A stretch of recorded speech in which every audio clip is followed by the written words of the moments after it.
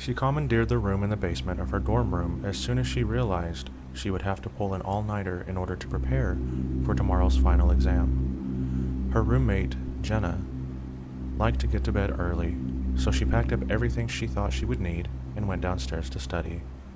And study, and study some more. It was 2 o'clock when she realized that she'd left one of the textbooks upstairs on her bed.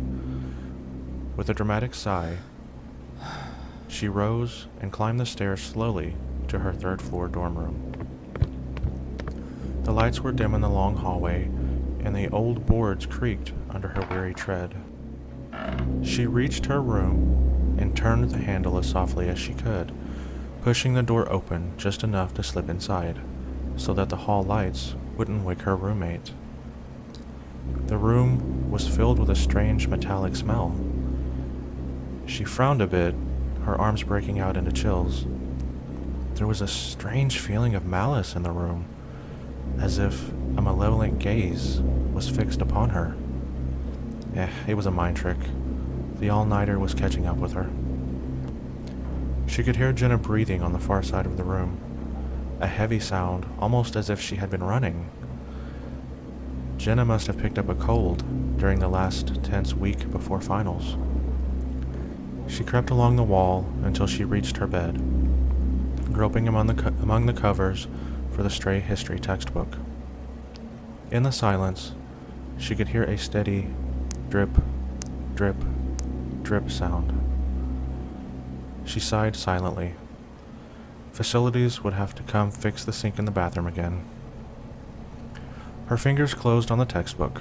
She picked it up softly and withdrew from the room as silently as she could. Relieved to be out of the room, she hurried back downstairs, collapsed into an overstuffed chair, and studied until 6 o'clock. She finally decided that enough was enough.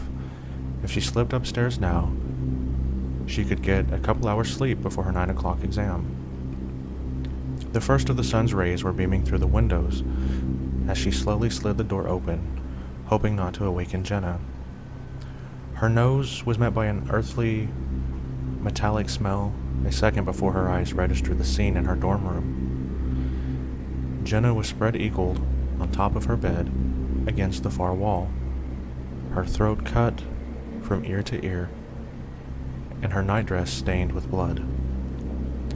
2 drops of blood fell from the saturated blanket with a drip, drip noise that sounded like a leaky faucet.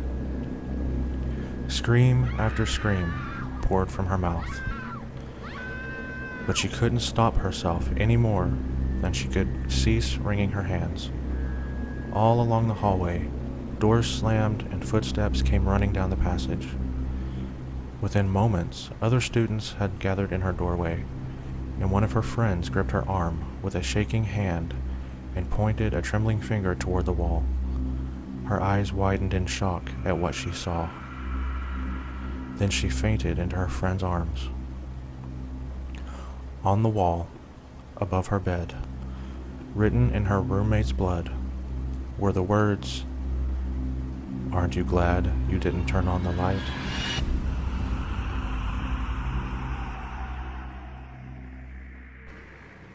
Bloody Mary. She lived deep in the forest in a tiny cottage and sold herbal remedies for a living. Folks living in the town nearby called her Bloody Mary and said she was a witch. None dared cross the old crone for fear that cows would go dry, their food stores rot away before winter, their children take sick of fever, or any number of terrible things that an angry witch could do to her neighbors. Then the little girls in the village began to disappear, one by one. No one could find out where they had gone. Grief-stricken families searched the woods, the local buildings, and all the houses and barns, but there was no sign of the missing girls. A few brave souls even went to Bloody Mary's home in the woods to see if the witch had taken the girls, but she denied any knowledge of the disappearances. Still, it was noted that her haggard appearance had changed. She looked younger, more attractive. The neighbors were suspicious, but they could find no proof but the witch had taken their young ones. Then came the night when the daughter of the miller rose from her bed and walked outside, following an enchanted sound no one else could hear. The miller's wife had a toothache and was sitting up in the kitchen treating the tooth with an herbal remedy when her daughter left the house. She screamed for her husband and followed the girl out of the door. The miller came running in his nightshirt. Together, they tried to restrain the girl, but she kept breaking away from them and heading out of town. The desperate cries of the miller and his wife woke the neighbors. They came to assist the frantic couple. Suddenly, a sharp-eyed farmer gave a shout and pointed towards a strange light in the edge of the woods. A few townsmen followed him out into the field and saw Bloody Mary standing beside a large oak tree, holding a magic wand that was pointed towards the miller's house. She was glowing with an unearthly light as she set her evil spell upon the miller's daughter. The townsmen grabbed their guns and their pitchforks and ran toward the witch.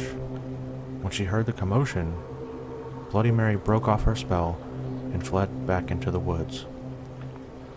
The far-sighted farmer had loaded his gun with silver bullets in case the witch ever came after his daughter.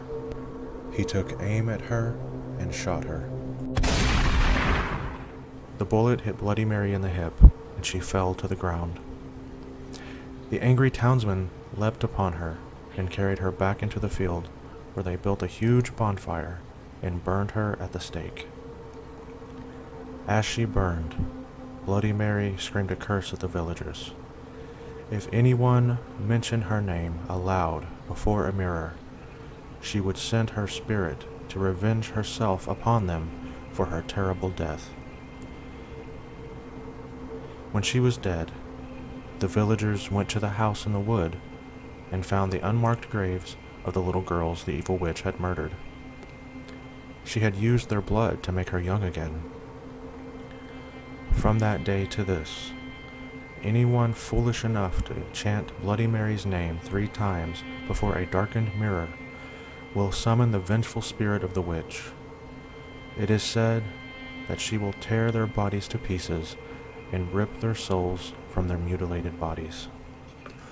The souls of these unfortunate ones will burn in torment as Bloody Mary once was burned, and they will be trapped forever in the mirror. The clown statue. Darla, a girl in her teens, is babysitting for a family in Newport Beach, California. The family is wealthy and has a very large house. You know, the sort with a ridiculous amount of rooms. Anyways, the parents are going out for a late dinner and a movie. The father tells the babysitter that once the children are in bed, she could go into this specific room and watch TV there. He doesn't really want her wandering around the house. The parents take off and soon she gets the kids into bed and goes to the room to watch TV. She tries watching TV, but she is disturbed by a clown statue in the corner of the room. She tries to ignore it for as long as possible, but it starts freaking her out so much that she can't handle it. She resorts to calling the father and asks, "Hey, the kids are in bed, but is it okay if I switch rooms? The clown statue is really creeping me out."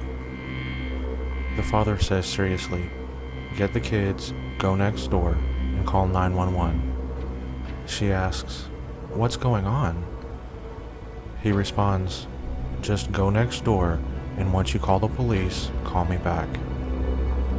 She gets the kids, goes next door, and calls the police. When the police are on the way, she calls the father back and asks, "So, what's really going on?" He responds, "We don't have a clown statue."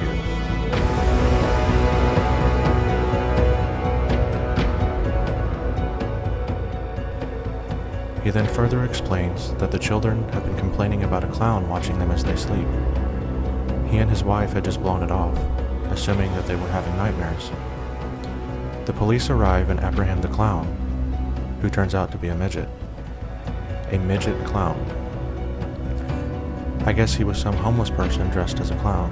who somehow got into the house and had been living there for several weeks. He would come into the kids' rooms at night and watch them while they slept. As the house was so large, he was able to avoid detection, surviving off their food. He had been in the TV room right before the babysitter came in there. When she entered, he didn't have enough time to hide, so he just froze in place and pretended to be a statue.